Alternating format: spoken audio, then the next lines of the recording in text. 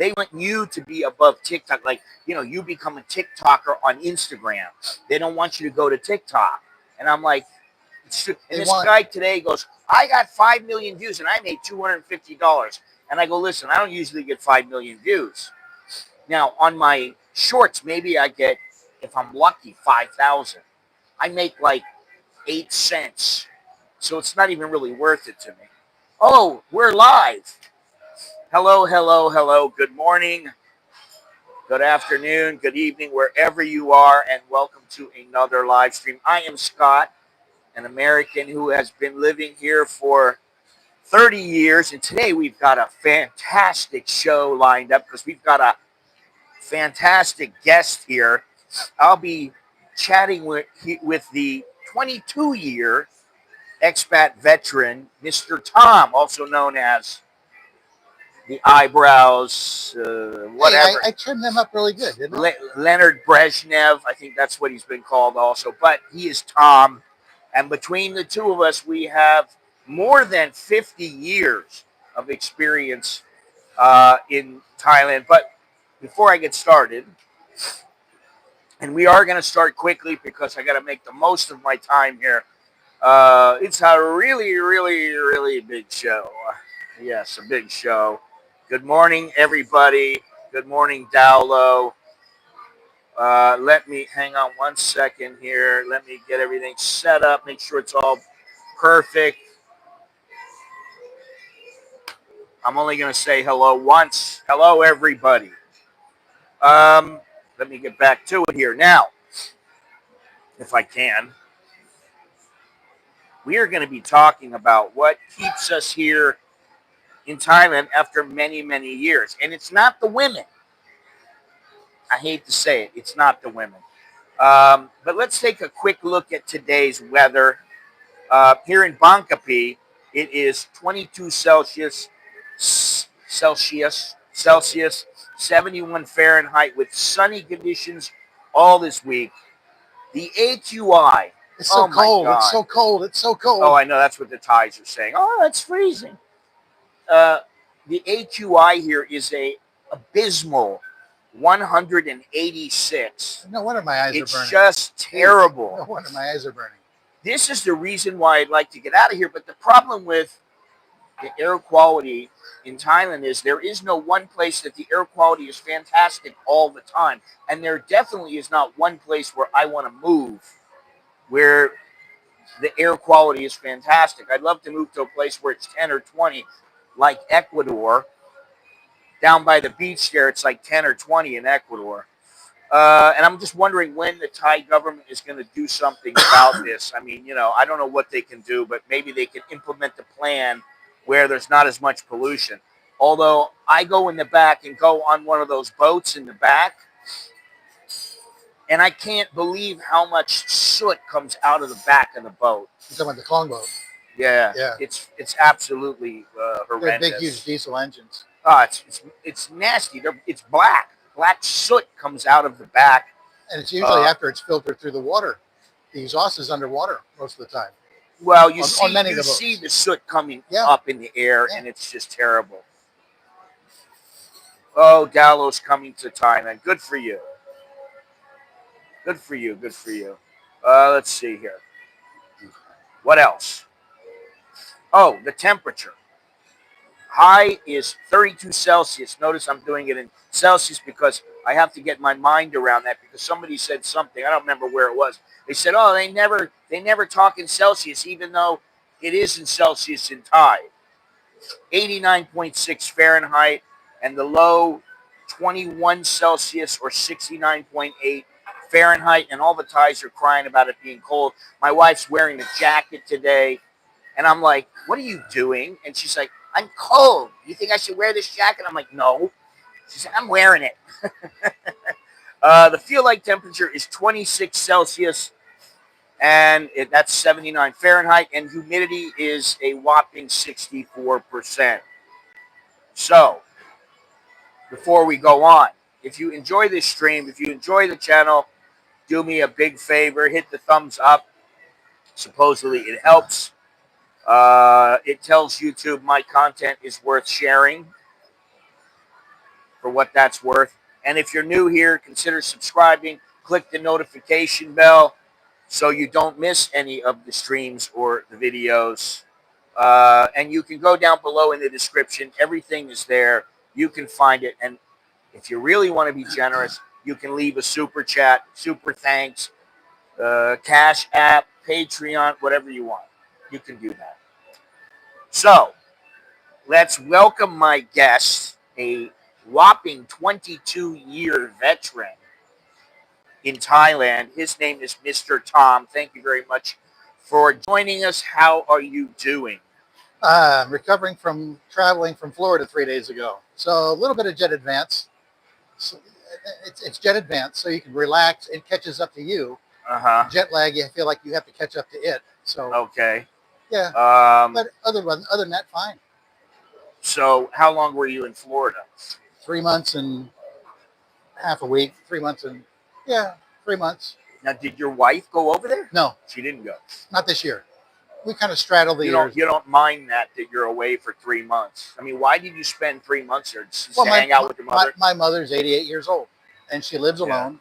My brother's 2.5 hours away in Jacksonville, Florida. My sister's in Ohio, a 2-day drive away. And so it takes that long to just visit with everybody and see everybody. Get around, make the rounds. Yeah, just spend time. Now, can all of you guys hear Tom quite well, and me also? Tom's got 3 mustaches.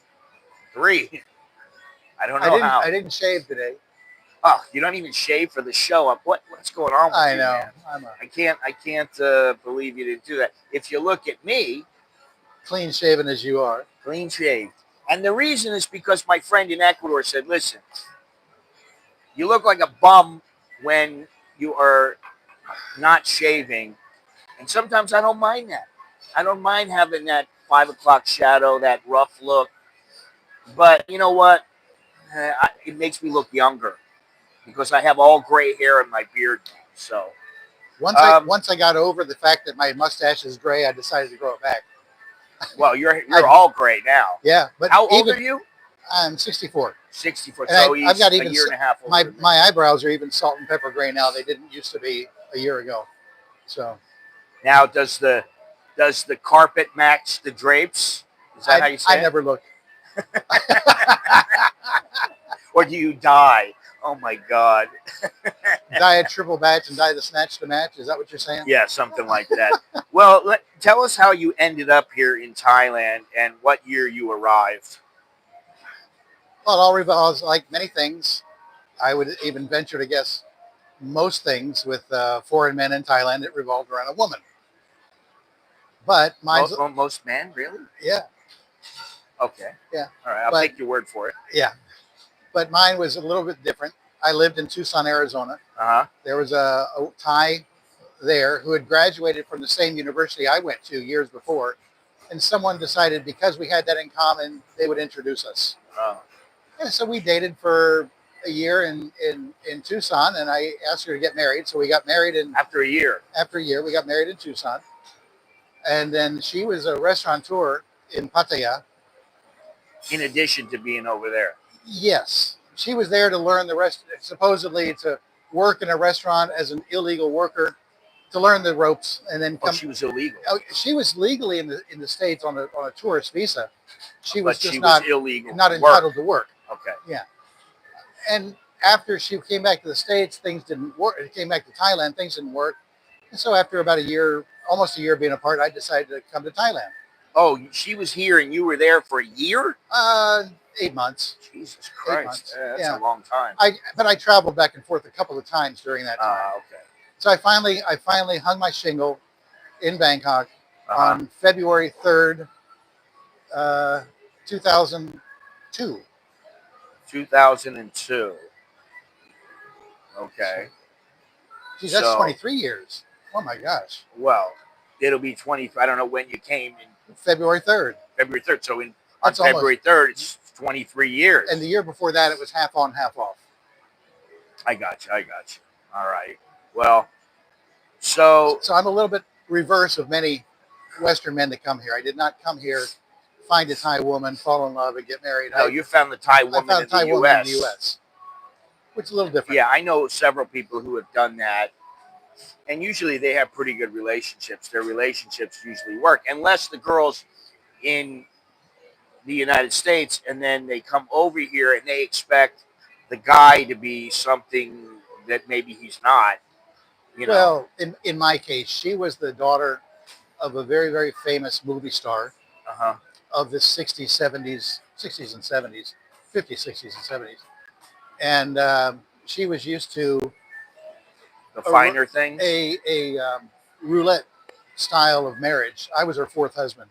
Oh shit! So after that's a and she had Tom. she had 3 kids from other guys. You should have talked to me first. Oh, she had kids too. Yes. Oh my God. And so so I became her 4th ex-husband, and 4 months later, she got married to a Korean man. So it wasn't. I can't say I wasn't responsible for it, but I wasn't 100% responsible for it for sure.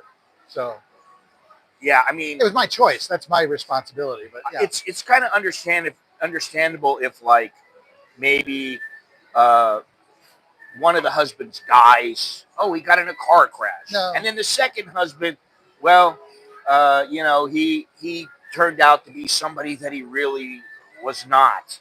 You know, he turned out to be somebody that I didn't think he was, and it was terrible. And we broke up 2 months after. And then she goes to you, and it's like, okay, it's a 30-year thing. Okay, I understand that. But when a woman has 3 husbands before you, yeah, wasn't that a warning sign? Oh, to sure you? it was. Sure it was. Absolutely.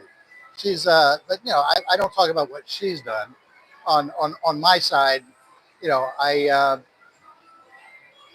did what I did. And how many times have you been married? Jill is my 4th wife. Huh? Yeah. I've been married. I'm on my 4th marriage. Oof. Okay. All right. Nope, we're not here to judge. We're not here to judge. Yeah, I do Things all the happen. you're the only one. I do all the time. Yeah, I get. So, yeah, I know you were married to a Brazilian. Right. Did she come after the Thai? My first wife was a college sweetheart. Uh-huh. And it didn't work once we graduated from college. Okay. My so second that was one. 4 years. That was 3 years. Almost 6 years. Okay. And then my second wife was the one who has my daughter. She's Brazilian. She passed away after we got divorced of breast cancer. So she's no longer around. And my third wife was the Brazilian. I was the Thai. Oh, okay. And so Thai. Now you are married a 4th time. All right. Enough of that.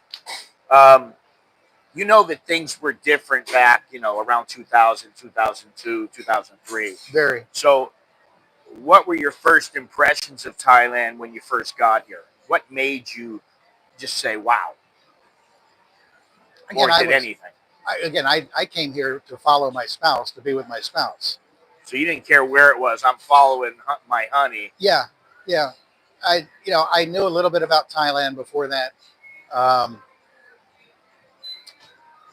I'm a little different. Including Thailand, I've traveled in, lived in, worked in 57 different countries. Okay. And so when I came to Thailand, the number was probably 55 at the time, 54 at the time. Uh-huh. And I grew up in Tehran, Iran. I lived in Iran for 4 years as a kid. I lived in Japan for 2 years. I thought, Thailand, not that much different. Uh-huh. And I was just flat out wrong. Now, how long did the marriage last after you landed here? Almost 2 years. 2 years. And so you just decided to stay. And I decided I was going to stay. You didn't care if she was still here, or didn't care. Was she still here? Yeah, she's still around. Uh-huh. Huh. So, but what is it that, what were your first impressions of this place? It was hot. I was surprised. Everybody says that. I was surprised they had a sky train. That was when it just started a couple of years before. The BTS was the original BTS lines were open. The one that extends across the river was not open all the way. It was partially open. Uh-huh. And they were working on the subway. They were working, so the subway hadn't opened yet. Hadn't opened yet. It didn't open for another the BTS opened in 1999. Yes. Hey Andy, how you doing? So everything? I was surprised that they had a metro system. Yeah, well that's good because I was here when there wasn't Right. metro system, and then they started it, and I was kind of surprised. And I didn't think much of it, to be honest. I didn't think, oh, this is going to change everything, but it has changed everything. Which is, I mean, this is a positive here. It's breaking down the feudal system a little bit. Yeah. But so your impressions of Thailand when you came here, did you think, oh, this is a shithole? Did you think it was great? Did you think it was modern? What did you think? I could compare it to many different cities I've lived in many different ways. So, for example, traffic-wise, I lived in Tokyo. I drove in Tokyo. Traffic congestion was not a big thing for me. It's a different kind of congestion here. In Tokyo, it's a lot of cars, but they're all disciplined in where they're going. Here, there's a lot of they're undisciplined car drivers, but they're not as undisciplined as Tehran, Iran, where I grew up. The Iranians are extremely undisciplined. And you hear is much more dangerous on the road. Thailand is amongst the top 3 in the world. As a matter of, I didn't know that. As a matter of just undisciplined nature of the driving, yeah. But again, I grew up in Iran, where the lack of discipline far exceeds Thailand. So I've seen Thailand is a country that's I've learned over the years it's always in the middle of everything, except maybe the traffic fatality rates. But so on that's traffic. The other thing I got surprised when I got here. My wife we were living in a unit. Her mother had properties for rent, and we were in one of those properties in the old government section of town, the Dusit government section of town. And she'd say, well, let's go to Central Pinklau. Let's go to Central Lad Prow. Let's go to Central Kitlo. All I heard in my American mind was Central. And Central is the center of town. I should be going to the same place every time. But every time we got in the car to go someplace, we were going to a different place. So it was confusing from a geography. Because I've got a map in my head. And I had to get a map out. And once I understood these are different places, it was much easier. It definitely took me a while to figure out that, oh, well, there's Central, but there's many, many Centrals. It's a brand name. They say it's Centran. They don't say it's Central. And, the mall, there's many of the malls. So that took me a while. 57 countries, all those different languages, the pronunciations, I can listen through the pronunciations. I get that pretty quickly. But so I was confused with the layout of the city. I'm surprised that there is no downtown Bangkok. It's a very distributed city. There's a downtown for finance. There's a district for finance. There's a few poor bar districts. There's tourist districts. But there's no downtown New York City or downtown Washington D.C. It just doesn't exist. So if you're looking for that, you'll be disappointed. Well, so now how has at least Bangkok, maybe Thailand, if you could tell me, how has it changed since you came? Oh, it's a lot more expensive. It's a lot more expensive. Ain't that the truth? When I got here, I could count on my cost of living 22 years ago being an 8-to-1 ratio. So it's one cost of living unit in Thailand is 8 cost of living units in the USA. Now in dollars, how much in dollars? Well, I mean, people will understand that, not your units. Something that costs $8 in the States costs. No, I understand that. But how much money? If you're spending $2,000 now, and we're spending $1,000 before, because I know I had $1,500 a month, and I was living large. I mean, pretty large. I was living pretty good. Oh yeah. Now $1,500, and you can do all right, but I mean, it should be more than enough for most people. But you're not living large. You're not like going out and having a big night out and spending $150, $200. If you want to live in Thailand, there's 3 economies in Thailand that I can identify, and one is the average Thai's economy, and that is the people that you'll never see in Bangkok, the people that you'll never see on the street here, the people who never meet a foreigner, and by the very nature of talking about like a villager, like a villager. By the very nature of you meeting them, that makes them not normal. Okay, there's that economy. There's the foreigner economy. Hi, Carlos. How you doing? Yeah, the guys that come in with their American salaries and they're living in that economy. Right. And then there's the the rich Thai economy, which most foreigners will never see, and they get by on a daily basis by presenting themselves in the marketplace as a poor person because they don't want to pay the expensive prices. But then at home they do have all these lavish things. So Yeah, I mean, I know a few people. I know, like, one guy that was in the Senate. I know a couple of generals, and their life is quite a bit different than oh some yeah, guy that he's maybe he's coming from the farm and he's going somewhere and you bump into him or something. There's a big difference in that, but I try not to. I mean, the good thing about Thailand, in my opinion, is that generally somebody who is not real well off, but not necessarily poor, they can get along with people who are a little higher up, unless the high so people tend to be jackasses and they tend to be snobs. But that goes for just about anywhere. my first 5 or 6 years here, I can't count the number of times I was invited to a high society party to be the token foreigner, to be the token Florin. Yeah, I've been that before. Yeah, so there is very much that. But I got out of that game, 15 years ago. Yeah. Well, let me see here. Now I guess we get to the big questions. All right. And we have, between you and me, I got 30, you've got 20, this 52 years. 52 years of time here.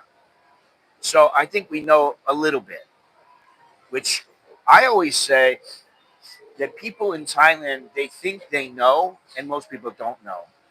It's like an onion. You peel away the first layer of the onion, you go, oh yeah, this is an onion. When you say people in Thailand, you mean foreigners. Expats. Yeah, foreign expats. And then they peel another layer away. They go, oh yeah, I really know a lot now. And then there's another layer, and they go, oh wow, that's surprising. And you always have those layers. And I mean, I know a lot more now than I did when I came here, and I'm sure you do also. But I don't know everything. I've come to I've had an observation, and that is there are those expats who, and I had a conversation, not this return air trip, but a year and a half ago when I returned, I had a conversation with a guy. I live in Thailand, and his Thai wife's with him. His 2 Thai kids are with him.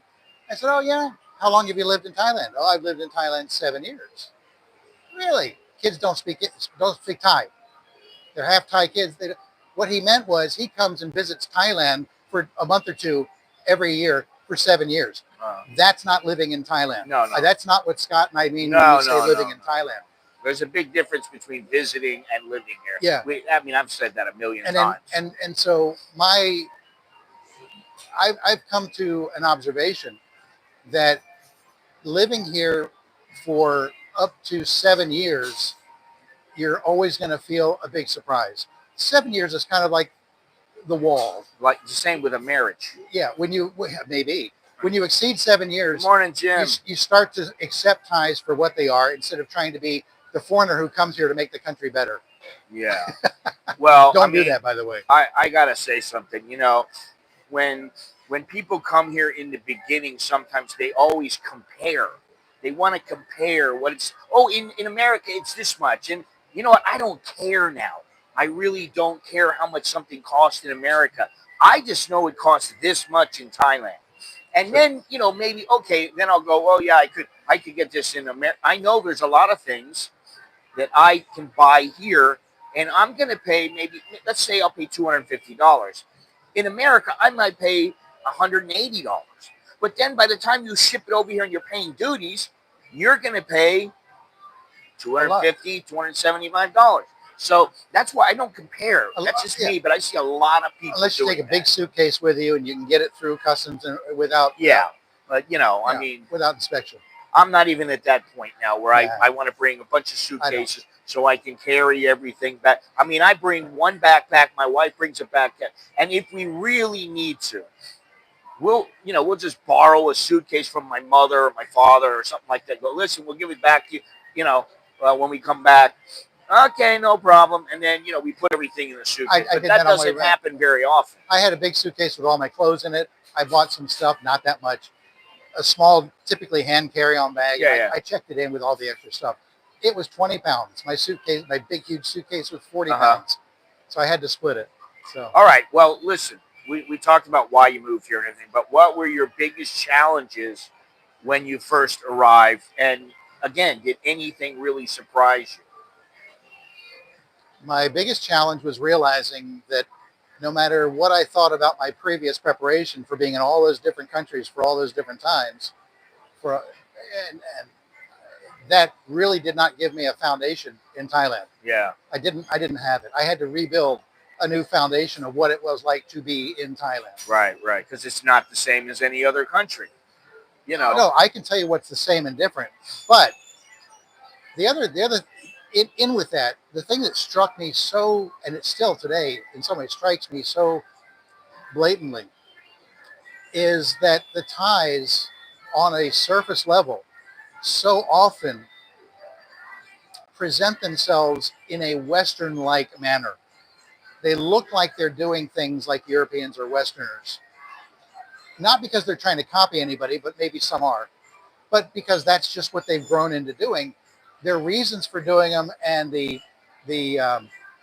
meaning behind it are absolutely not aligned with the reason you and I might do them. Mm-hmm. And so no matter how closely you might think we're similar, there's a fundamental difference that you've got to respect. So then what's the challenge in that? What is the challenge? Me giving up my expectation that I have to give up my expectation because they are doing this, this, and this. Something is going to follow. I mean, you know what? If you sit there, if I was to sit here and there was 4 or 5 Thais sitting next to me, and I didn't say anything to them, and I just watched them. Yeah. Then you get an idea of how they interact with each other, and you can start to see exactly how they interact. I mean, I watched some girls the other day. There was like 4 or 5 of them, and 2 of them just sat there on their phone. They didn't say anything. And then once in a while they would go, "Oh, Thai, ka," and you're like, okay, so you say yes once in a while. And then, the other ones were like, and they were just going on. And then one would come up and say, "Oh yeah, my boyfriend does this and he does that," and then she'd go back to her phone, and it's interesting. And they don't know that you're. They don't know, but you know what you they're understand saying. The Thai they're speaking. Yeah. I mean, but that's the thing is, once you get here, you cannot put your assumptions of how they should be, your expectations onto them. Yeah.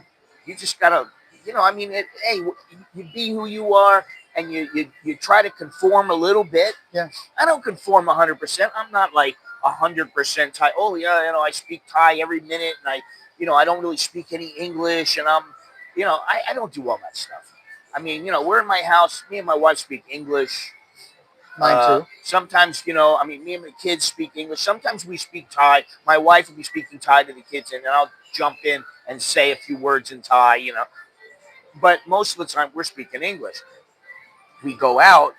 When we're in the U.S., when my wife and I are in the U.S., we will speak Thai to each other in front of people because maybe we don't want them to know, exactly what we're talking about. My Thai's not that good, but yeah, well, you should work on that. You have time now. I am the definition of ugly American. You have time now. So, what is the one single most thing that surprised you besides maybe the Thais being how they are and trying to be inter? They like to be inter. The social structure itself. Oh yeah. The social structure itself. There's only one English word that describes it, although it's changing. Mm-hmm. But when I first got here 22 years ago, it was alive and well. And the only English words that go to describe it, you have to go back into English history 400 years. And that is a feudal system. Yeah. A feudal lord system. And it's something that Westerners, Europeans, being they're not familiar with. We know that it existed, right? But we have no experience with it. Yeah. And so that's changing a lot. It's starting to very slowly. Well, true. I won't go into the details, but it is starting to change. Right. But it's still there, and the deference to seniority, and you have to really understand what seniority is. Um, I would say, oh geez, 15 years ago, my mom and dad came. Oh, they did. Well, they've been here. My mom's been here 3 times. Dad Oh, was here okay. twice. I wasn't His aware of second that. time here, they were passing through to go to Vietnam, so he could see his old Vietnam days when before he passed away. But he was the second time here. He was giving a Y to everybody, and he was 75 years old. He did not understand that as a 75-year-old man, it was his job to accept a Y, not to initiate a Y. Yeah. The Y action, transaction, is always, it is not a thank you. It is not a politeness of acknowledgement or greeting. It is a deference to seniority. Now, And do you Y many people? only the people that Because are I older don't than Y me. many people Not at many, all. not many people Yeah. anymore. And most, I hate to say this, most of the time people are going, "Peace, Scott." He's Scott. And Yeah. I'm like, oh my God, Yeah. I'm the old man now. Yeah. But what are you going to do? He Tom, he You Scott. know? Yeah. No, I don't initiate the Y much anymore. We have closed in both locations, so we only carry suitcases for items we can't get in the United States and bring. Yeah, I do that too. I bring.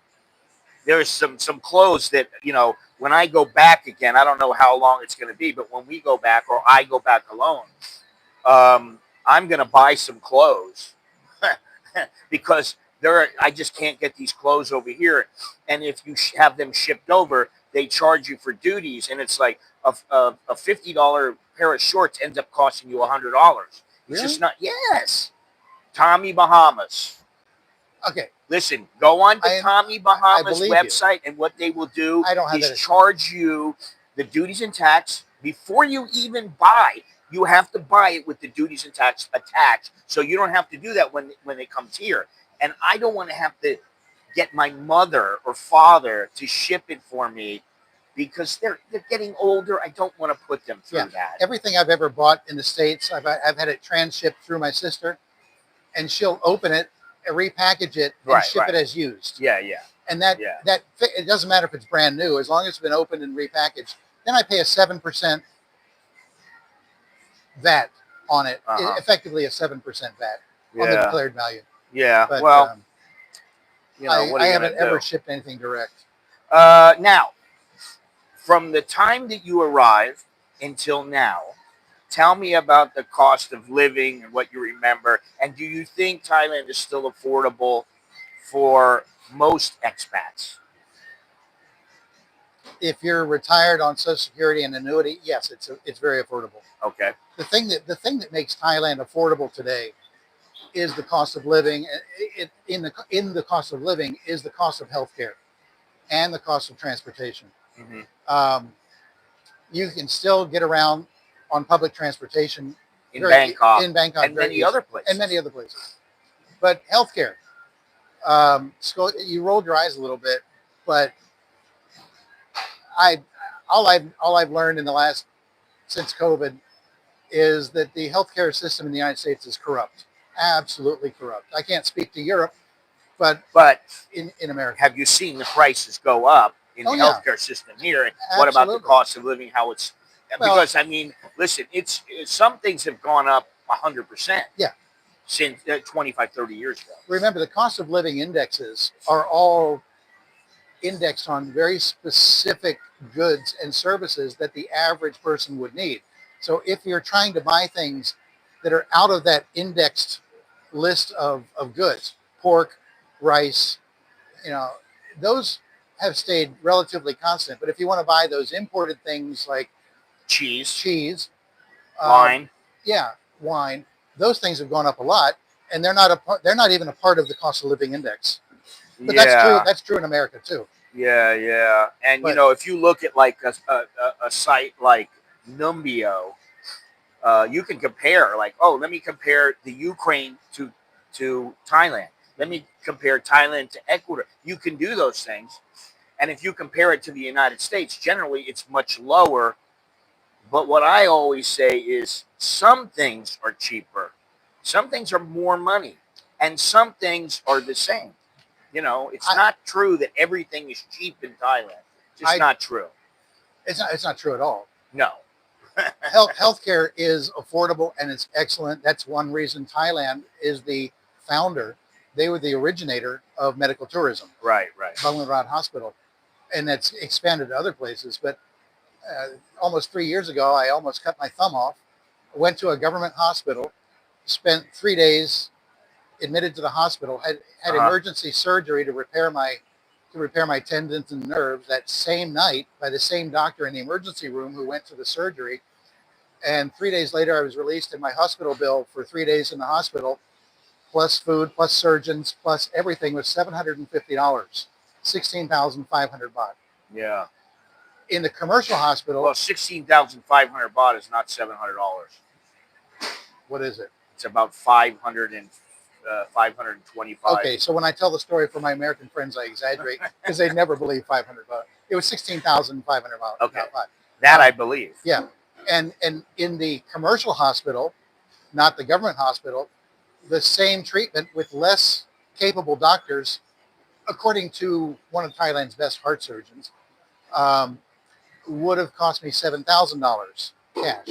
Now, 7,000, even 7,000 in a commercial hospital for those services would have been dirt cheap compared to the USA. Yeah. Okay. No, I know about that. Yeah. For sure. Yeah. To compare. So the healthcare costs and the transportation costs are the things that are really, really affordable in Thailand. And rental properties. Yeah. Tend to be quite a bit cheaper than the United States. Yeah, probably, because rental properties in the States have gone up. I can't. No, but I mean, like, listen, even before, I mean, even a long time ago, you could get a rental property here in Thailand. You could get a room for 3,500 baht, something like that. Now, I mean, listen, we live in a townhouse, 7,000 baht. I don't want to move because I'm like, why do I want to move? I'm paying next to nothing. Yeah. Why do you want to buy a house? I keep asking my wife that. I'm like, listen, unless we can pay for it in cash, and then you never have to worry about the kids. You know, okay, they always have a place to stay. Why? After 10 years owning my townhouse, my wife owns it, paying the mortgage for 10 years, it's paid off. So we don't have any. That's good. Home expense, and our cars are paid. One car is paid off. So we don't have those. Now, let me ask you something. Do you feel like you really need that car? My wife uses the car. Yeah. I don't. You don't?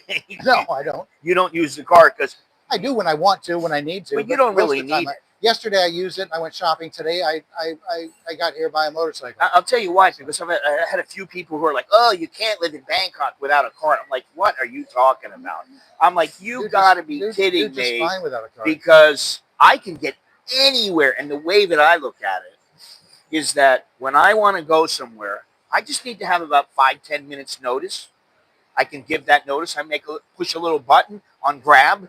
Yeah. And boom, if I want, I can have a luxury car come pick me up. I don't even use Grab. They can pick me up.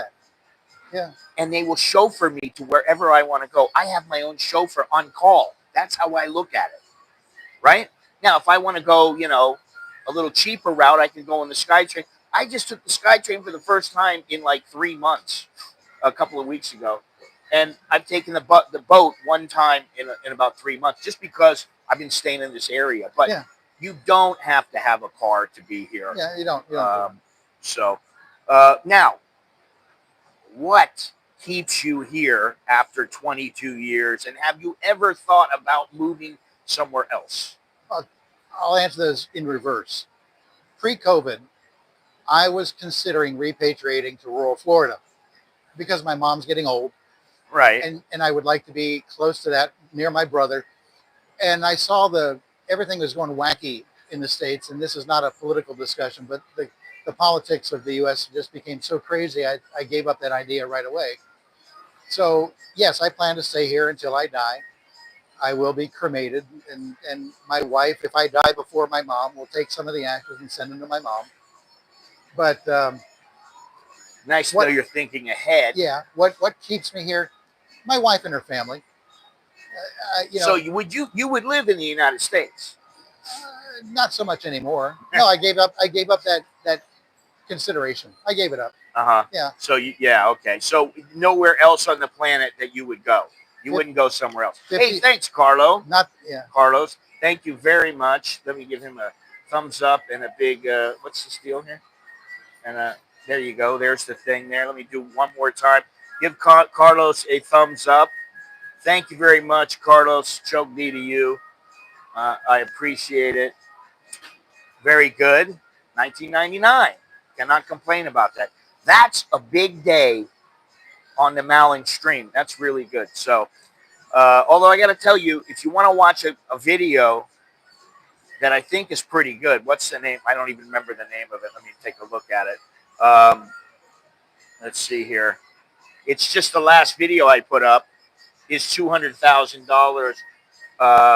If you're 60 years old, is 200,000 US dollars enough to retire to Thailand? Now, I think people should understand something.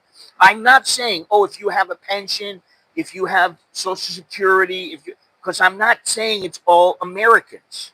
It could be someone who comes from a place and they go, I didn't work. I worked, a lot when I was really young, but I didn't work that much. And then I did things on my own under the table or whatever it is.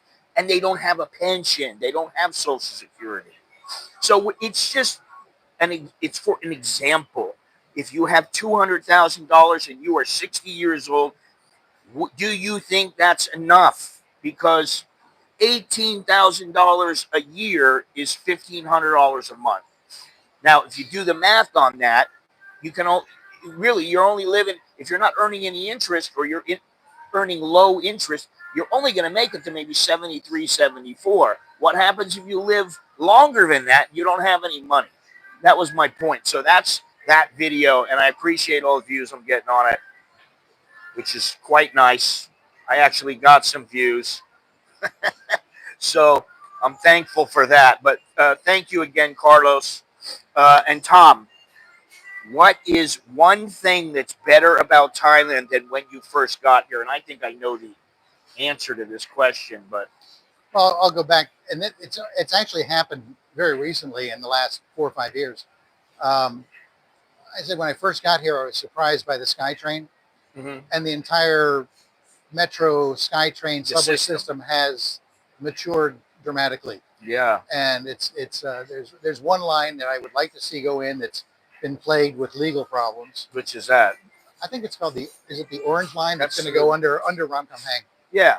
Well, the line is completed. Yeah. Okay. The legal problems. The legal problem is with buying the trains. Yeah. And they just signed a contract in July of last year saying it'll be done, and supposedly it'll be done sometime this year. Yeah. So, whether or not it happens, I would love for it to happen, because you know what it does for somebody like me if I still live in this area, which honestly, I don't want to continue to live here. Although, I like the area, but I don't like the pollution and I don't like the traffic, even though there is transportation. I like to move by the beach, fresh air, all that kind of stuff.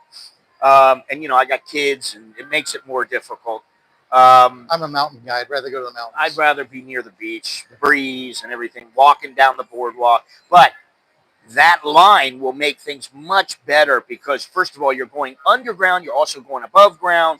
And it takes you to a lot of places. It connects you with many other methods of transportation. And that alone is something that I think is huge. And when that's done, that's going to be a game changer. Really. So, for example, when I go to the immigration office to do something at the immigration office, I used to have to take a taxi. Now I take the yellow line to the end and do the final leg in a taxi. Shortens the commute time in half. Yeah. So I don't like going to that. I don't like going to immigration. I don't like it. I won't do it anymore. I'll amend my ways this year. Yeah. But yeah. Well, I was thinking about it, and the transportation system is much better. But you know what else I really like? And I'm sorry, I don't care what anybody says. I don't care what they think. And we're being traced, and they're tracking you, and they're going to do this. The financial system in Thailand. Oh man, much better. The QR code system. Yeah. Paying for things on my phone is. I don't even have to carry money anymore. It's phenomenal.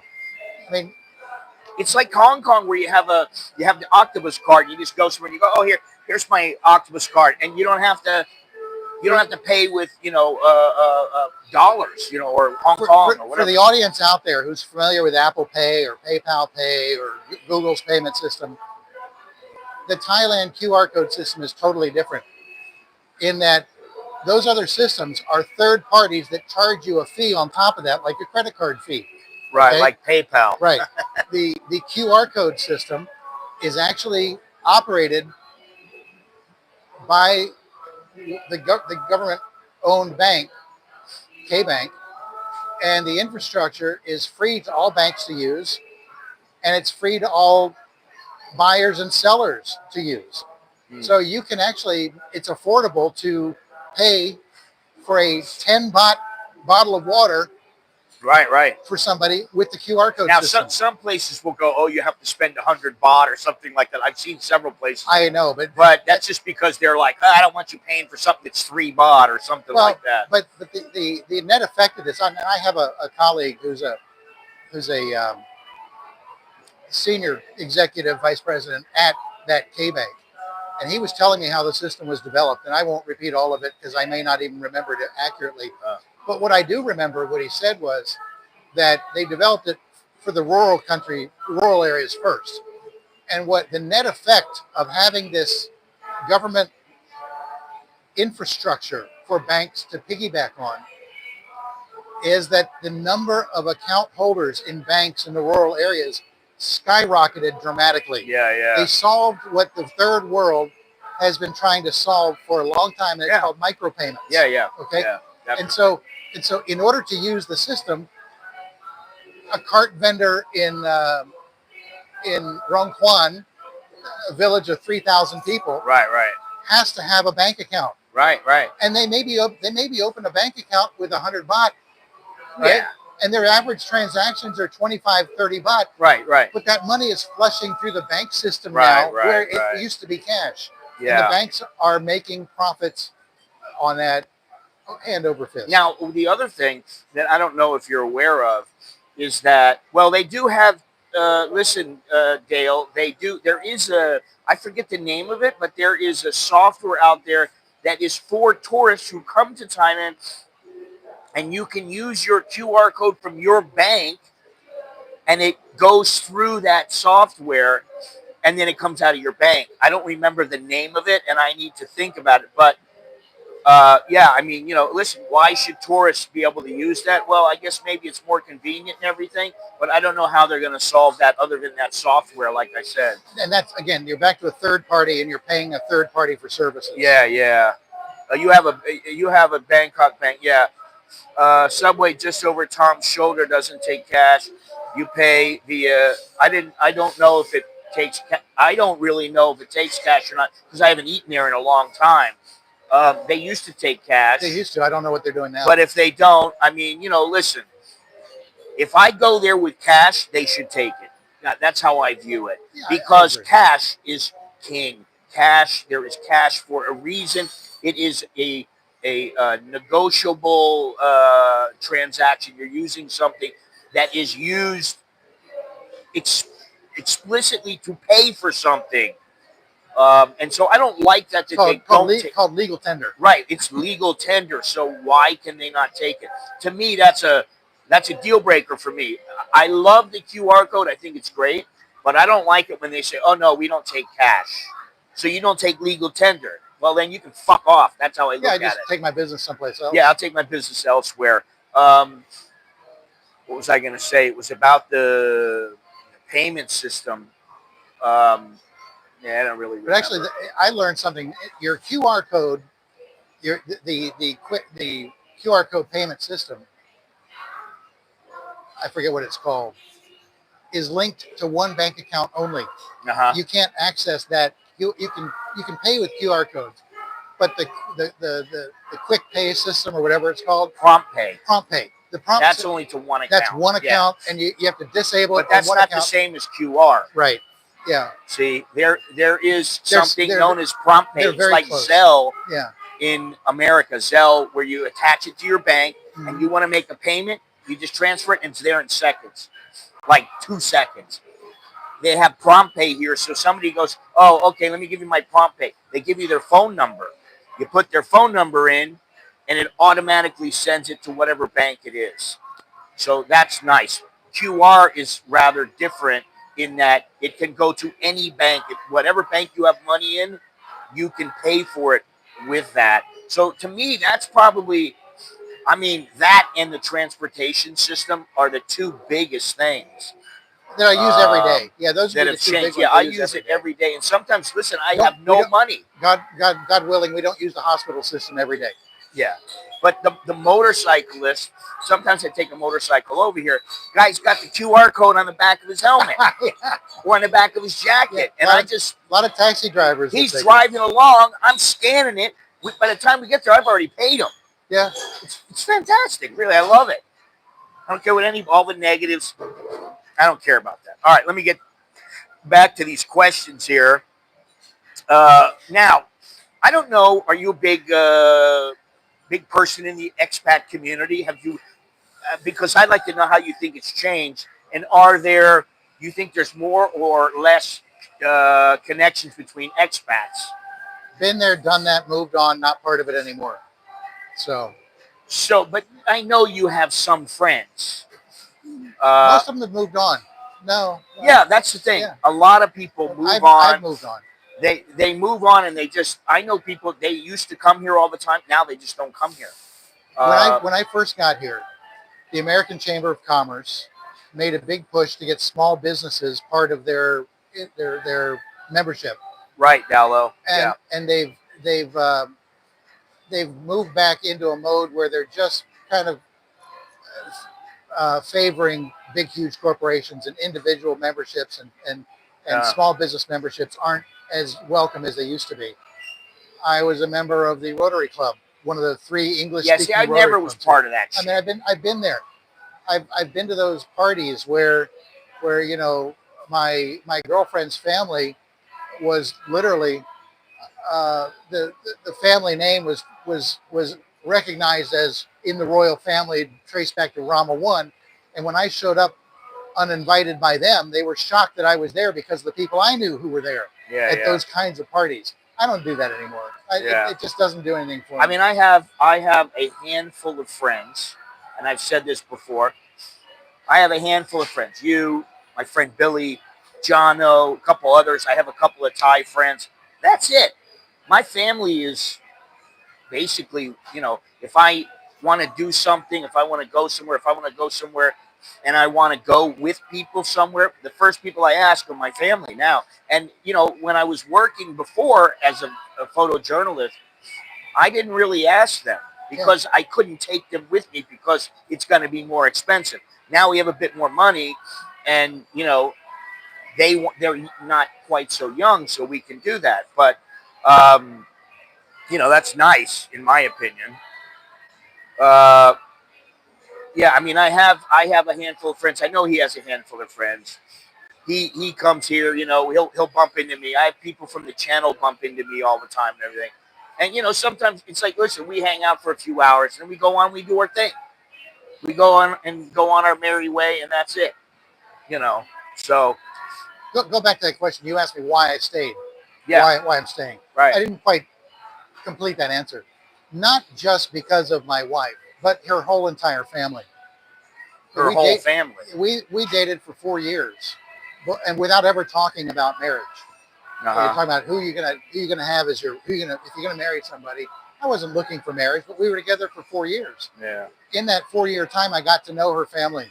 Her family never asked me for money. Her family never fought each other over money. I got to know the family. Right. Okay. Yeah. Well, that's a normal.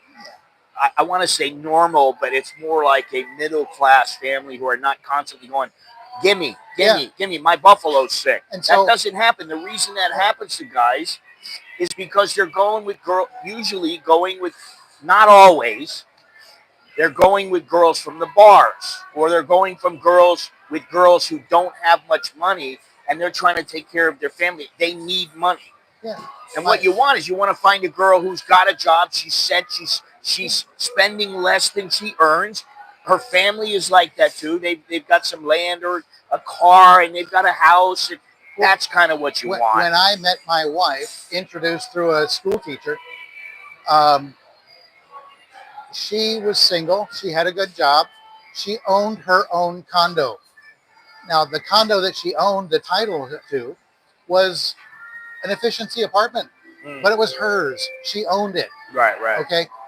She never once asked me for money. Right. I can't count the number of times when I was single, I'd ask a girl at Tesco Lotus for a date. And she go, how much you give me? No. Well, no. And that was like a Tuesday. And we set something up for Friday. And on Wednesday or Thursday, she's sending me a text message. Can you give me money? My phone's broken. I need a new phone. Yeah, yeah. Well, she gets blocked, and I never show up for the date. I got to tell you, I remember this. I was at the hospital once a long time ago, and there was a girl there, a nurse. And I started talking to her a little bit, and I asked her out. And she said yes. I was like, all right, cool, good-looking girl, got a job. Got a job. And then the day before we went out, she sent me a message saying, can you give me 50,000 baht? Yeah.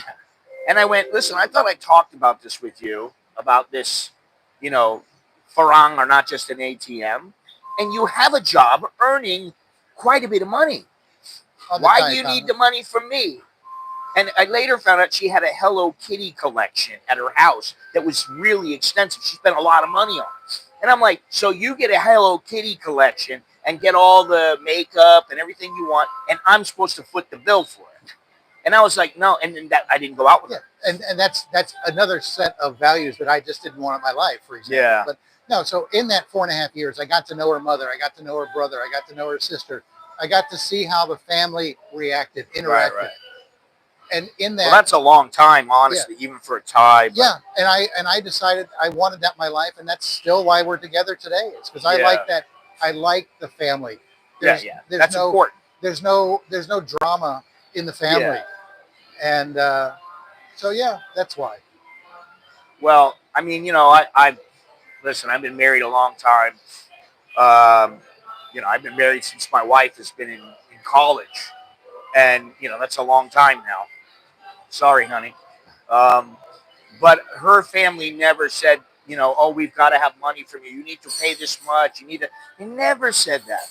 And any time that they ever needed some money for anything, she didn't even tell me about it. Yep. And then I started finding some things out, and once in a while I'll go, oh, you know what? I'll help out with that. Let me do that. Because, she's the one who's doing the best in the family. That's how I take it. And they still are very good to me, take very good care of me. It's like they won't let me do a thing when I'm down there. I mean, I don't have to do anything. They do everything. I want food, I just sit there and they hand me a plate. I mean, all that kind of stuff. And, I enjoy the family. Now, what my wife has said to me is, you and the kids are my family. They're my family too, but they come second. Well, that's good. And, to me, and her mother's not here anymore. Father's not here anymore. But to me, that's exactly how it should be. So now, what is the biggest misconception about Thailand and life in Thailand? What is the biggest misconception that you see? Thailand's a small country. Poor Thailand, we're a small country. Poor people. Poor people, small country. Right. Well, that's a huge one because, I mean, let's face it. There's a lot of people. I mean, a couple of years ago, somebody said to me something like, "Oh, you can get that kind of TV in Thailand," and I just went, "You can get whatever you want here. It's a matter of if you want to pay for it or not. Sometimes, I mean, you can get yourself a $50 TV if you want, but it might be Xinjiao from China or something." Or you can get yourself, a 70-inch Panasonic, big screen TV, but maybe it's going to cost you 120,000 baht. It just depends. But you can get everything here that you can get anywhere else. This, at least in Bangkok. I know when you're out in some of the villages, things are a little bit different. And some of the smaller cities, they're not so different. They're just like here. But, if you want something here, it's just like a big city in the United States. You can get it. Well, and if by chance you can't get it, like I like Tommy Bahamas. For me to get it here involves me paying more.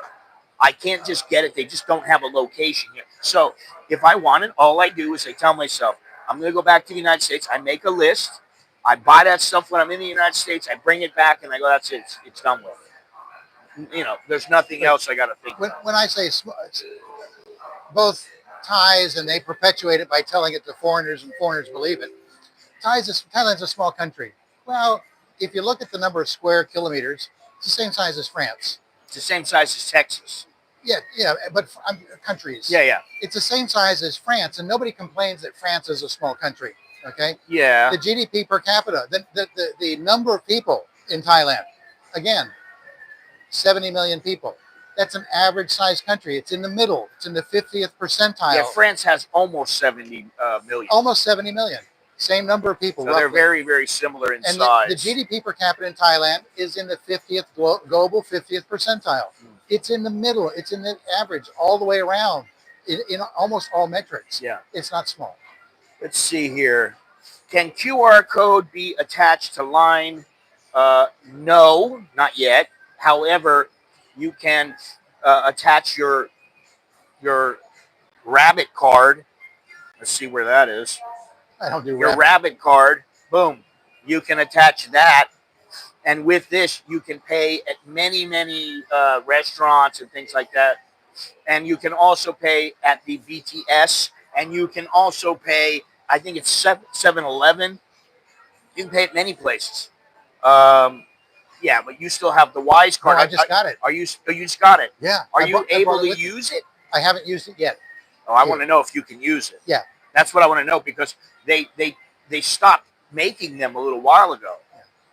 And you got that in the United States. Yeah, mine's a U.S. account. Yeah, so with me, I just think to myself, well, if I have to, I'll change my account to a U.S. account. But I'm like, I don't want to suffer from being down for, like a month, because they're like, well, we've got to verify everything, and they've got to do everything. But if I can get a card like that, I don't really need it, to be honest. I wouldn't mind having it, but I don't really need it. But and I did this yesterday. My wife wanted to buy a new air conditioning, and she said, can you pay? Now, my Wise.com account, which was developed as a international transfer and payment system, right, competitor to PayPal, came up with a way to better than PayPal, but go ahead. Well, it's better now. Yeah. But they've connected it to a bank account, so my deposits actually earn interest. The balance in my Wise account earns about 4.5% interest. It changes. Yeah. And it's FDIC insured up to a limit, well, not the same, but sort of. Anyway, so my direct deposit for my Social Security and my agency retirement get sent to my Wise account. Right. Directly, direct deposit. And she said, can you pay for the air conditioner? I said, sure, I'll pay this year. So we were in Home Pro. And I needed to transfer money because I like to have it sitting in my U.S. account to earn the interest.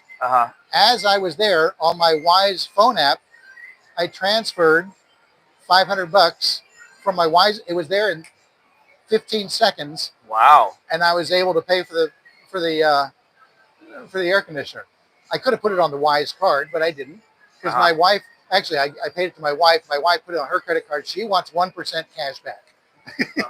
You know what? I got to tell you, I have stopped caring about frequent flyer miles and also, the cash back thing. It just kind of irritates me, because it's like, if you can give me that better price if I buy a certain amount, well, then why don't you just give it to me ahead of time, and then I get a better price and I don't have to dick around. Wise doesn't do the cash back scam. Wise doesn't do the cash back scam. Yeah, PayPal's prompting me to, because I still have PayPal accounts. Where do you want to credit your 1% cash back? No, I just ignore them. Well, now I got a question here from Jim. Does MRT or BTS accept QR payment? Yes, they do. Yes, they do. You can pay with the QR code, and you can also go up and say, I want a BTS card, and I want to put 500 baht on it. And you pay with the QR code. You can do that also. They pissed me off when I tried to do that. Why? Get a reusable card. Right. They wanted my passport and all this. Oh, yeah. Well, now they supposedly want that. And I said, no, forget it. I'll just pay QR No, code. they said that to me, and I said, oh, I don't have it with me. And they said, sorry. So I went and got my passport, went back, and they said, okay, no problem. Yeah. And I gave it to him. And you know what? The card's good for like 10 years. Wow. My card expired. And I was like, you mean I've had this thing for 10 years? There is a bank, I think it's K-Bank. If you get a K-Bank account with a credit card, not a debit card, maybe it's the debit card, I don't remember. But your debit card will work as a as a payment system. Yeah, but it does that. If you have the chip on the card, it's SCB will work also. My Ayutthaya bank doesn't work. My Bangkok bank doesn't work. Oh. It's only a couple of banks. I think it's SCB and maybe K-Bank. K-Bank, but I know SCB does okay, work. So between so you can, yeah. But the thing is like for me is I want as few payment methods as possible. Listen, I wish I could just go, okay, here's my payment code, and everybody in the world could pay with that, and I just got it into one account. I wish that was how it was. It'd be a lot easier. Because you don't have to go, oh, well, there's money here. Well, there's like $5 over here. Oh, there's, 500 over here. There's 200 over here, 1,000 over here. I don't want that. And I don't want to have to pay like that. But sometimes, like I have American Express, which has, it's American Express Platinum in Thailand. So I have miles on Thai Airways connected to that. I also have my Truist card, and that has Delta on it. And to be honest, it's not worth it. But like I have to pay for my kid's surgery coming up. And I'm like, all right, so how do I pay? Because first of all, if you have something that's $10,000 or over, you got to tell the U.S. about it if you're in the U.S. If, things are coming from the U.S., you're supposed to, right? Now, if you're in Thailand, I don't have a $10,000 limit on my Amex, but I think I can get around that. I have $5,000 or $6,000, whatever it is. And so now I have to think to myself, okay, which is worthwhile to pay? Should I just pay in cash? And then I'm like, wait a minute, what am I going to pay in cash for? I don't want to pay in cash because if I pay in cash, I'm not getting anything. Yeah. I mean, a little bit is better than nothing. That's how I look at it. I'm trying to remember. Transferring money from Wise to my Ayutthaya bank account, there's a limit per transaction, and it's lower. The highest limits are SCB and Bangkok Bank. Oh, really? So if I want a big, I don't know what the limit is, but if I need, I think it's like $10,000 or something. If I need to go higher than whatever that limit is, then I have to put it into my Bangkok Bank account. Let me see here. Wise limit for 1 month. Let's see what it says here. It depends on the bank. Let's see what it says here. Okay. It says wire transfer is 1 million baht, and there. I guess that's wire transfer. That's not the ACH payment, which is $50,000 every day. Right. Now, the bank that you're sending to may not allow that much to come in. Yeah. And I would say, why are they going to let $50,000 come in when they know that the U.S. wants to know about more than 10,000? So I don't understand it, but all right. Anyway, we like Wise. Let me go on here. Visas. Yeah, we got to talk about visas. That's always something that people like to hear about. Do you think it's harder or easier now to stay here compared to the past? When was it easier, before or now?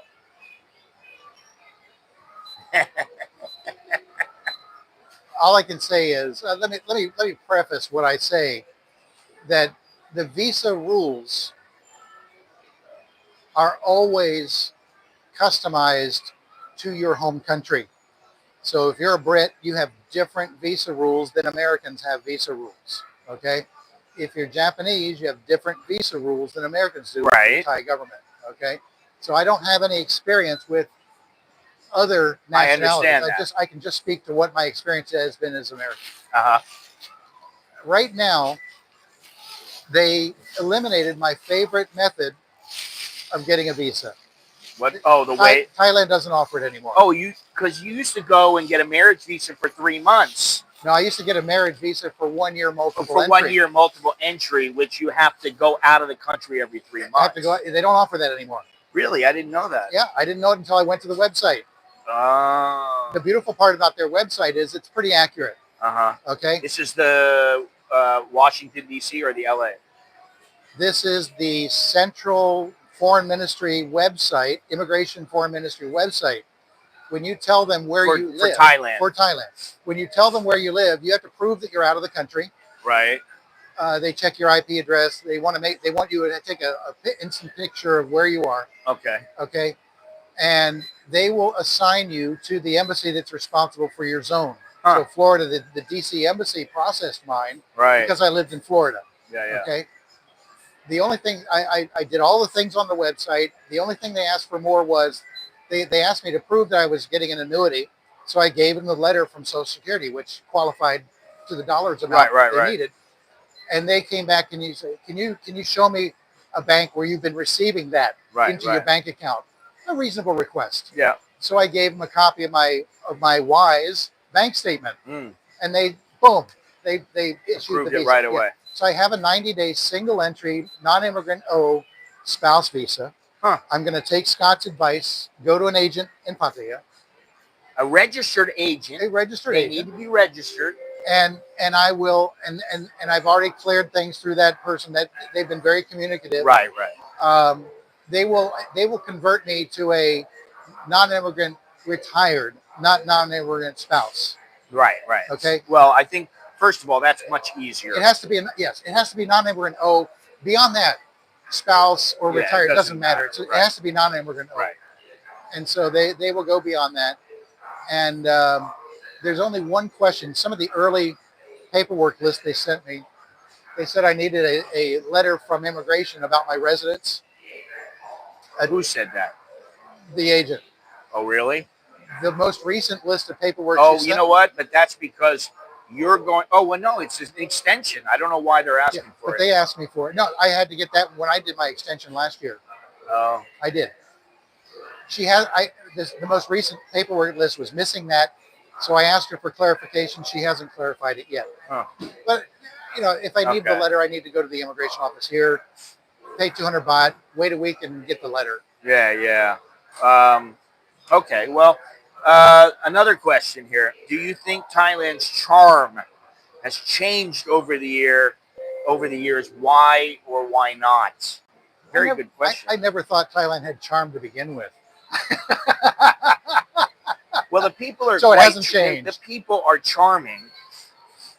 Individuals most of the time, they are fairly charming. Although, I mean, some of the people, I hate to say it, some of the people are charming because why? Even in business, they think you have a sexy wallet. No, because you walk up to a place in Chatuchak and you're smiling, and they may not even speak any English. And you're like, oh, well, let me get this over here. And how about that? Can I see that? How much? They know you want to buy, so they put on their best smile. Yeah, and they're doing business. They're doing business. They think you have a sexy wallet. In personal life, it's not always that way. Some people like it because they just want to know about you and they're interested in you. Some people, they like you because they think maybe they can get one over on you. I don't know, but I don't think it's that way most of the time. When I have a conversation with a new Thai contact, and they ask me how long I've been here, and I say 22 years, they're shocked. Oh, wow, you must love Thailand.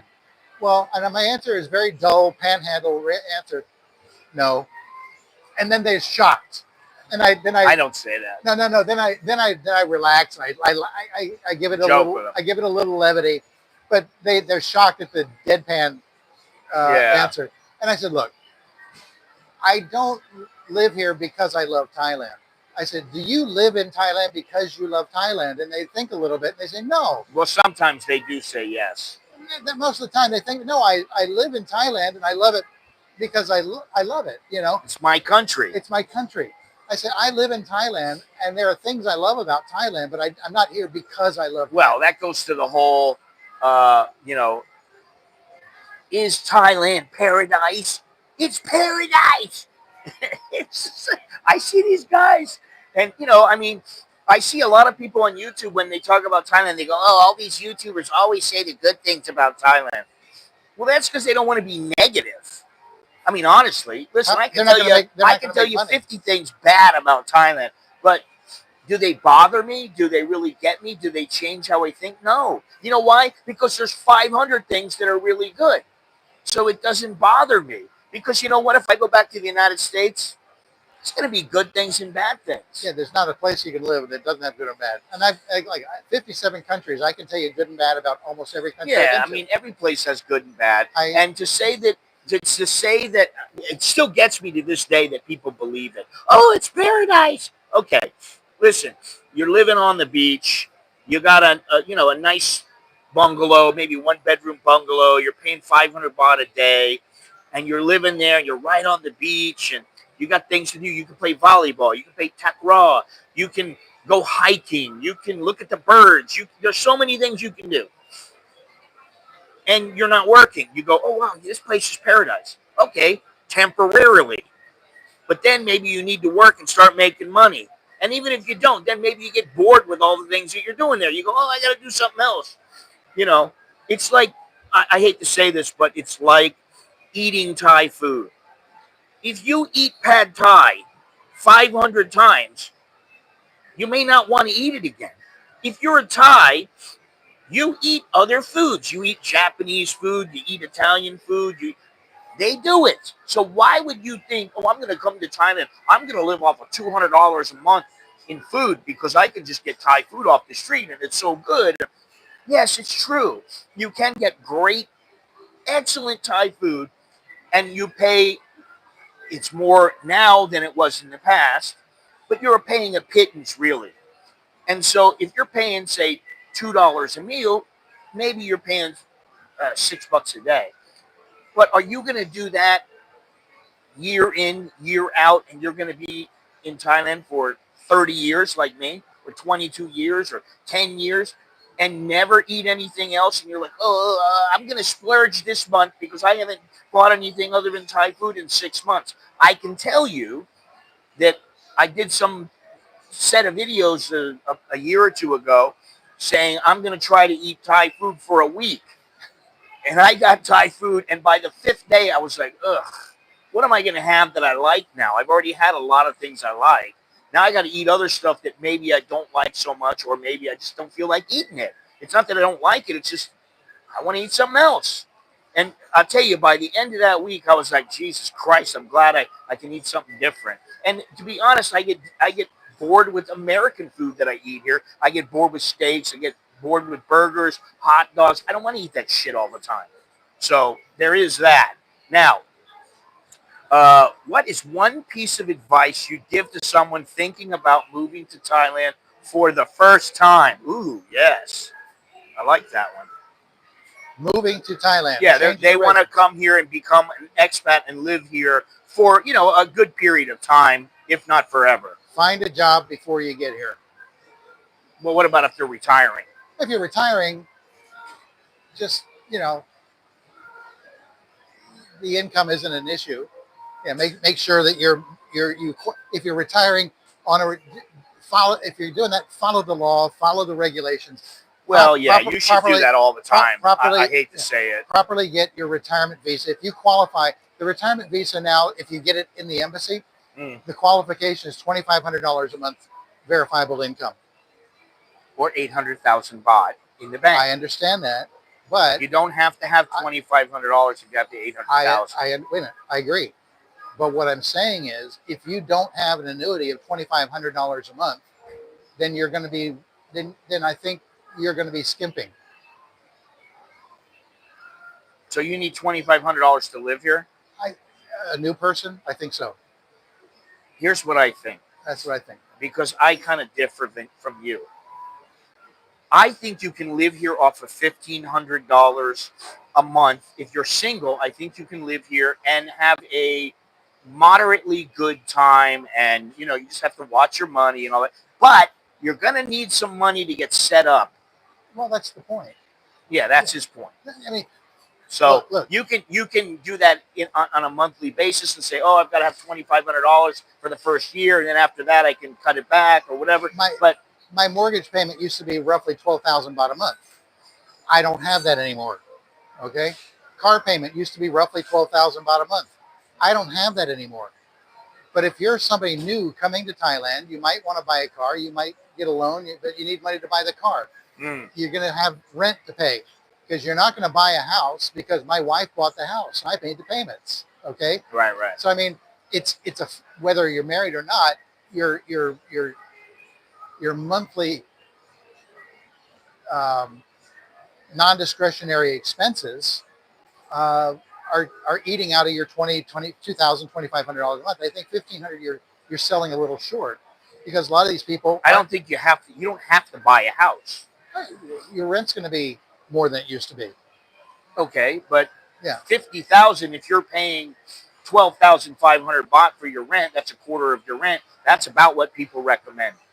So all I'm saying is it can be done. I'm saying I think 50,000 baht is plenty. In fact, I know people who can do it on a lot less, but they're not. They're living like a Thai or a poor Thai, and I don't think that's what you come to Thailand. And what I'm saying is, you can if you start at 2,500, you can manage that down to 1,500, but don't expect out of the starting gate to live on 1,500. I don't think it's. Well, you are going to need extra to get set up. Yeah. However much that may be. Sometimes you can move in and they have the whole place furnished, but generally you're going to pay a little bit more for that. Pay 30,000 baht a month on rent. Do your due diligence. Find a locale that suits your needs. Yes, and that may. For some people, they just come. They go, I want to live in Bangkok, and they haven't ever traveled anywhere else. And I'll tell you something. I was in Chiang Mai, Pattaya, and Phuket, but I never went to some of the islands when I first moved here. If I had went to the islands first, I may have been living on one of the islands. I don't know. Because, if you're living on an island, you get the island fever, which is kind of like why, and things are more expensive, which is kind of why I like the coast. Because you're on the coast, maybe you're 15 minutes in by motorbike, 10 minutes in by motorbike, and you can still get to the beach. You can hang out there. It's the beach life. You're walking around, eating food and doing things there, but you're not paying more necessarily, and you don't get the island fever, okay? Do you constantly have 800K in the bank or just when you have to renew? I think it's 3 months before or 2 months before and 2 months after. 3 months before, 3 months after? I don't know what it is after. And it's 3 months before for sure. You got to check on that to see exactly how many months. But yeah, there are workarounds. You can always get an agent if the agent is registered. If it's a legal agent, not somebody who is just some schmuck who opened up a little place and he's some new guy and you're wondering, who he is or what he's all about. That's not going to work. And, I would not recommend that. If you got the 800K, just put it in the bank. Get maybe 900K. Put it in the bank and let it sit there. Don't do anything with that money. Don't just forget about it. Open that one account for that money. Then you live off of your other money you have in your other account, and you transfer money into that account or whatever. Or if you can show that you have $2,500 a month and annuity income. You don't have to have 2,500. It's 2,300 or whatever. It's one of the other. It's 80,000. It's 65,000 baht per month, or 800,000. You're quoting the in-country rules. I'm quoting the embassy I'm rules. only talking about the in-country rules. I don't talk about the out. I'm telling you, go to the website.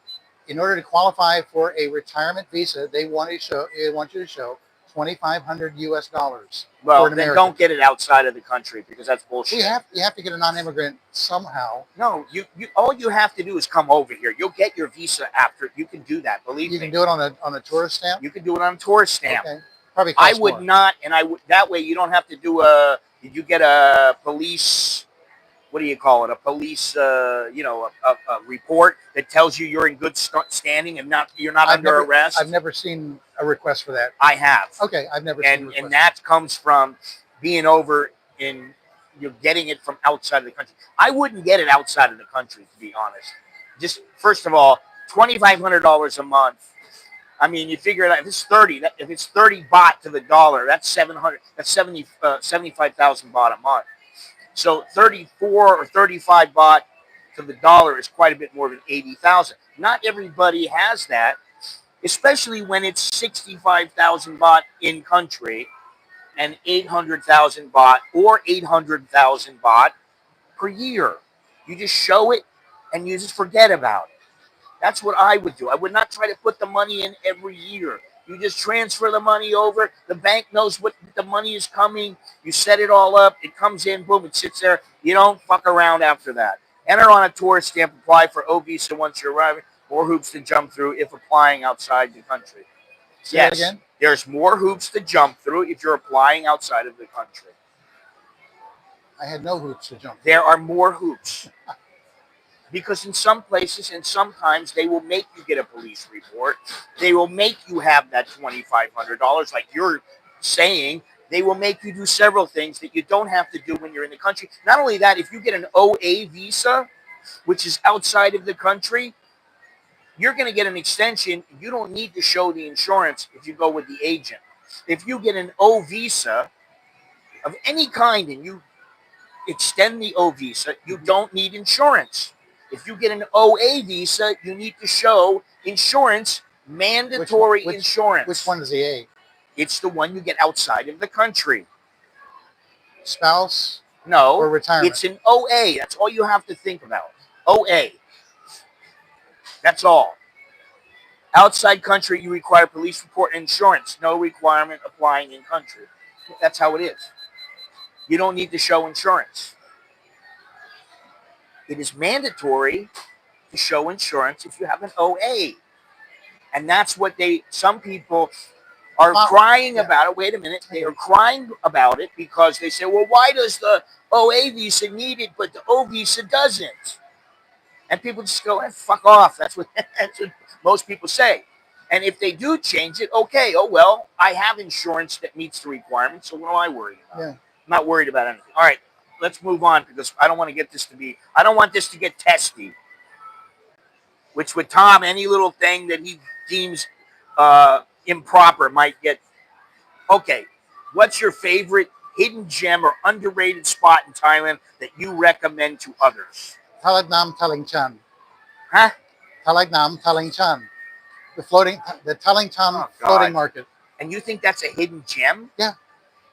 I like it. Okay. Been going there for 22 years. I understand that, but it's not a hidden gem. Well, a hidden gem is somewhere like Kanom, Pilok, places that most foreigners, they don't hear about and they don't go to. Most foreigners don't go to that floating market. It's still a very, very Any other frequency. Places? Well, you can go to the Emperor Cave meditation temple. Oh God! All right, I know I shouldn't ask you about this. Do you ever feel like the honeymoon phase of living in Thailand has worn off? And how did you adjust to long-term life here? I think I know the answer to the first question. Well, the honeymoon phase for me died within the first 3 months. Yeah. 3 months. It was gone. Well, me too. I can understand. I can relate to that. And then what was the second part of the question? How do you adjust to long-term life here? You will not adjust to long-term life here until you've spent 7 years continuously here. It takes that 7 years of being here to finally realize that Thailand is the way it is. Jim, allow me to answer this question. Rick, you need the 400K or 40,000 baht a month that you can prove is coming into the country. And generally, yes, you're going to need additional paperwork. They're going to ask you to draw a map to your house, how to get to your house, because they want to know how to get there if they want to come. And sometimes they will come.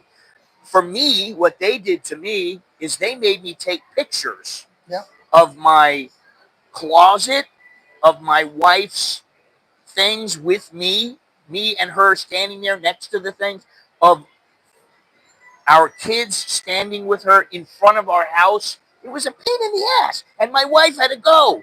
Every year she had to go. And I was like, what the? This is bullshit. And it was the immigration officer that said to me, hey, you can qualify for a retirement visa. You don't need her. And I was like, really? She doesn't have to, because, she would get pissy. She'd be like, God damn it, I got to go to immigration. Just like everybody does when they go to immigration. And that 400,000 depository requirement for a spouse visa is per signature on the bank account. Yeah, but we're just talking about one person right well, now. if you and your spouse are Yes, both on the you same have to account, have it has more. to be 800,000. So make sure that I've seen account is most just people you. living there say the floating market is very overrated. It depends on which floating market. There's lots of different floating markets, I've been to that one. and that one's I know what you're talking it's a about. nice small one. Very few foreigners there. Let me see here. What does it say here? Robert, depends on which floating market. The one in Samut Songkram is pretty neat, but not necessarily worth driving down from Bangkok. Yeah. Listen, there are so many freaking floating markets. There's the Damnun Saduak. There's the one in Talinchan that he's talking about. There is Samut Songkram. There are so many of them, and I've been to damn near every one of them. And to tell you the truth, I'll be honest. If you just want to go somewhere, maybe have a breakfast or a coffee or have something to eat, whatever it is, okay, great.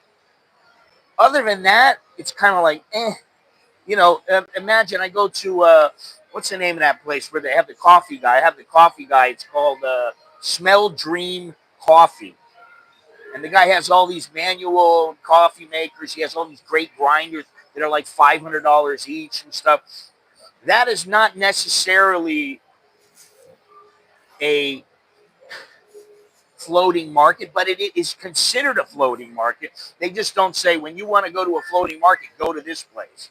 But they consider it a floating market because there's water all around it, and there are boats around it and everything like that. And it's kind of like temples.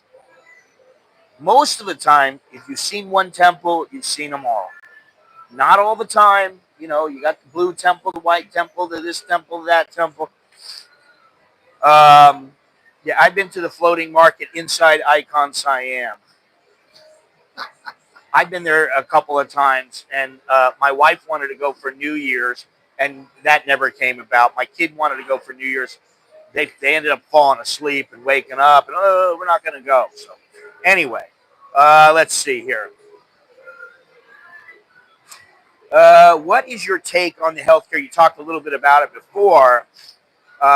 Do you think, as for somebody getting older, is it sufficient, or are they asking for a little too much money now, or what's your take on it? No, I guess ask around and find out which hospitals specialize in what kinds of services. If you can, if you can go to one of the government hospitals, go to one of the government hospitals. It's a lot cheaper. You might wait in line a little bit longer. Well, you know what? But nothing wrong with government hospital. No. Yeah, you might just wait a little longer. The commercial hospitals are not as cheap as they used to be, and they often charge more than your insurance will cover. Yeah. And so, well, I mean, they charge more than your insurance will cover just about any time because they want to get as much money as they can. Yeah. And what I'll say, let me see here, is sufficient as we age. The private hospitals generally are very good.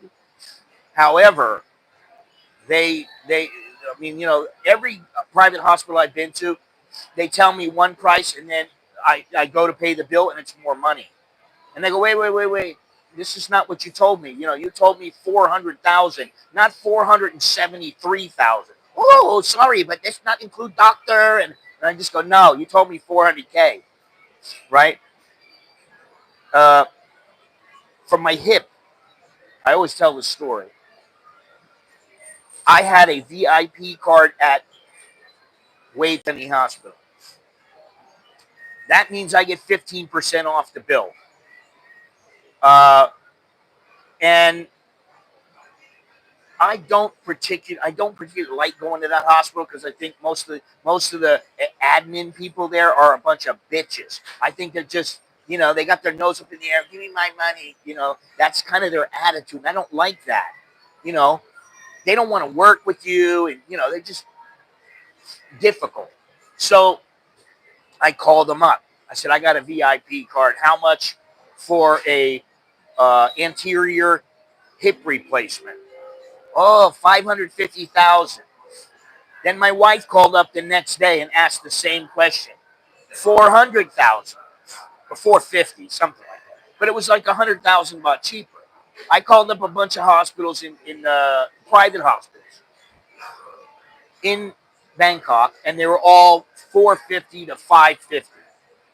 And I'm like, well, it's 15 grand, right? About 15 grand. I ended up going to a place in Chiang Mai.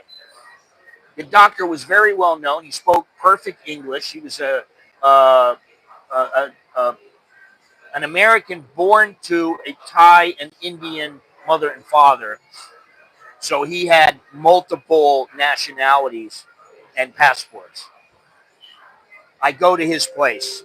He, he X-rays me and examines me and everything.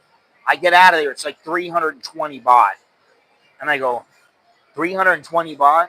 I go, wow, this is making it worth my while. 20,000. No, 320 baht. Okay. This is the X-ray. The prep work.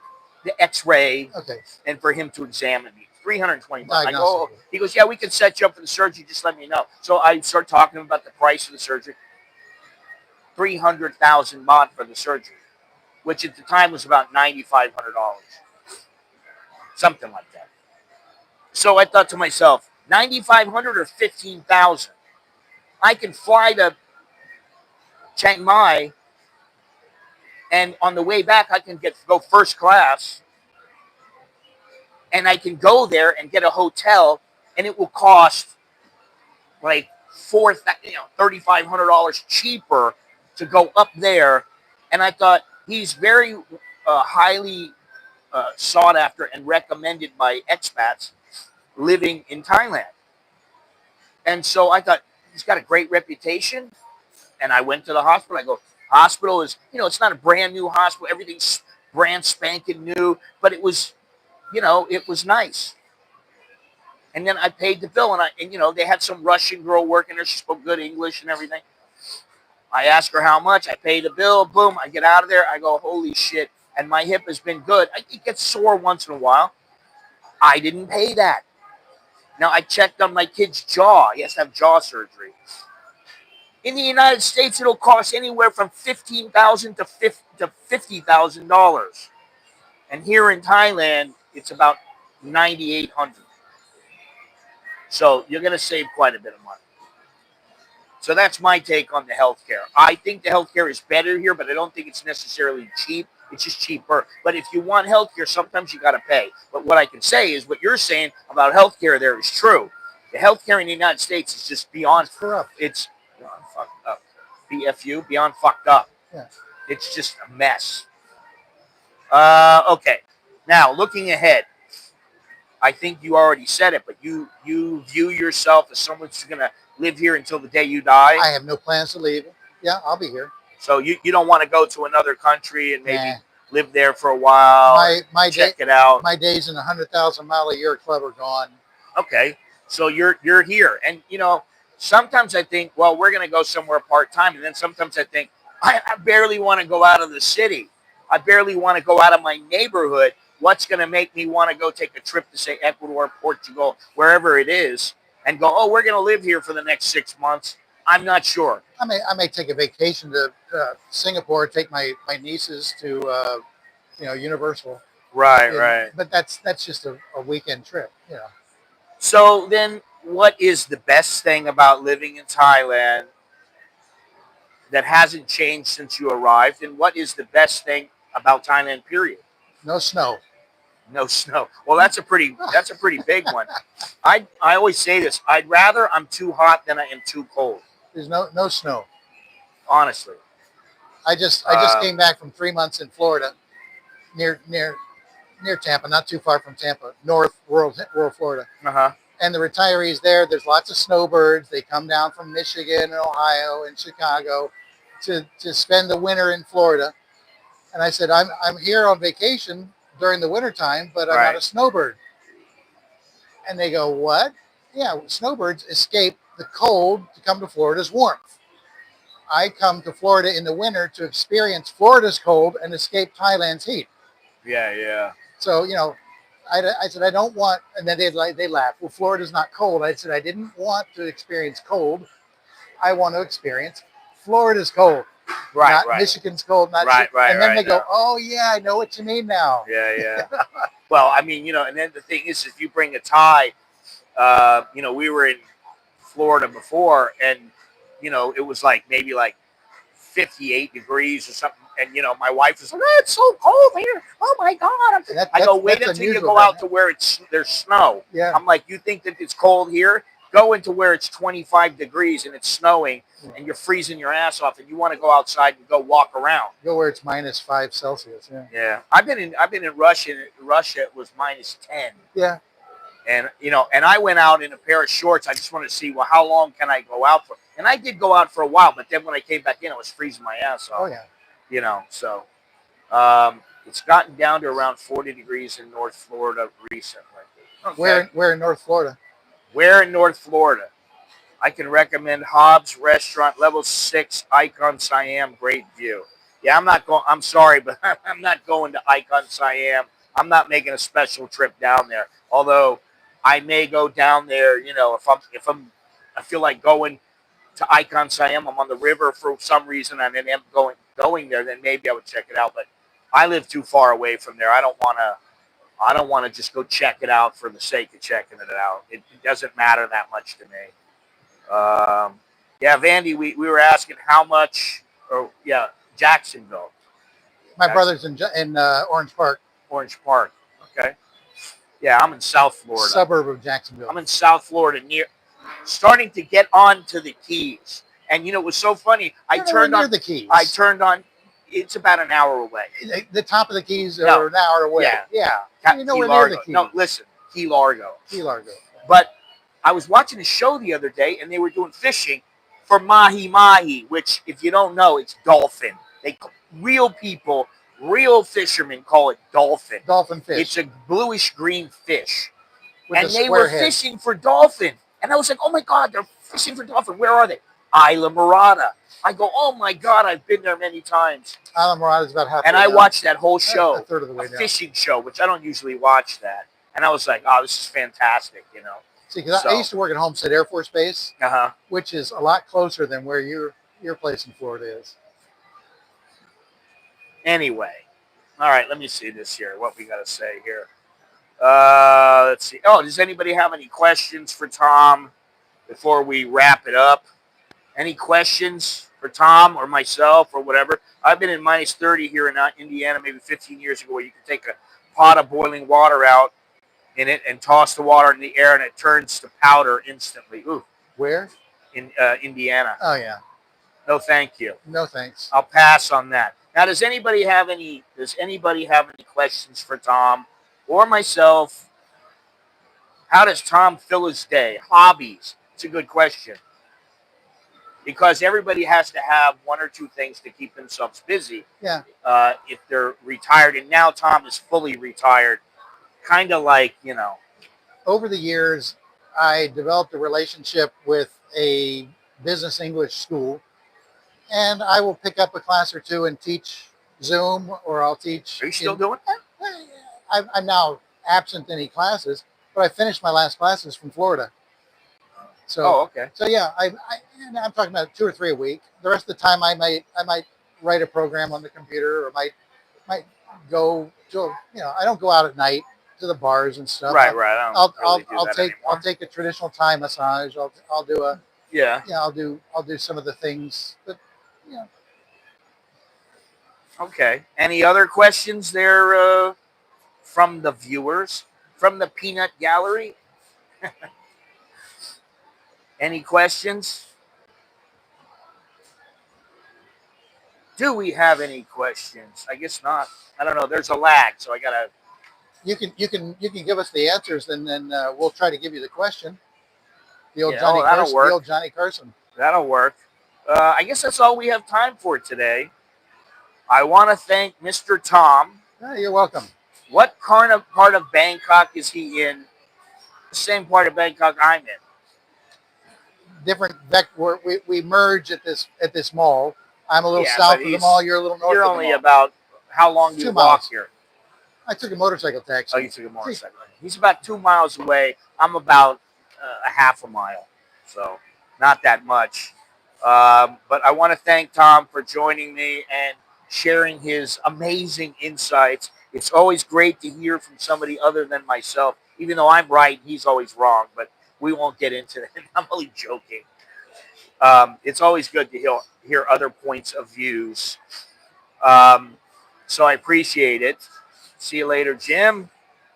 Thank you very much to the viewers for checking us out here. If you enjoyed this live stream, please, you know what? I only see 24 thumbs up, and we had like almost 50 people in here. So why are there not more thumbs up? I would appreciate more thumbs up. And if you haven't done so already, hit the subscribe button, turn on the notifications. Yeah, you like that, don't you? So you never miss a stream or video here. That would be nice. If you want to help support the channel further, you can always check out my Patreon page for exclusive content in the member section of this YouTube, behind the scenes updates. And as always, feel free to leave a comment below down in the comments. Let me know of any topics you might want to get into. And if you by chance need a consultation, send me an email at anamericaninbangkok@gmail.com. Sure, we can figure something out. Thanks again to Mr. Tom. You're welcome. Thank you, Mr. Tom. He even waved goodbye. Wow. Notice I didn't give a why. Yeah, well, thank you very much to Tom, and thank you to everybody watching. I appreciate it. Choke D. What is this right here? Choke D. That jerk and mine. That is good luck. And until next time, take care. And thank you. That is all. Bye-bye. Bye-bye.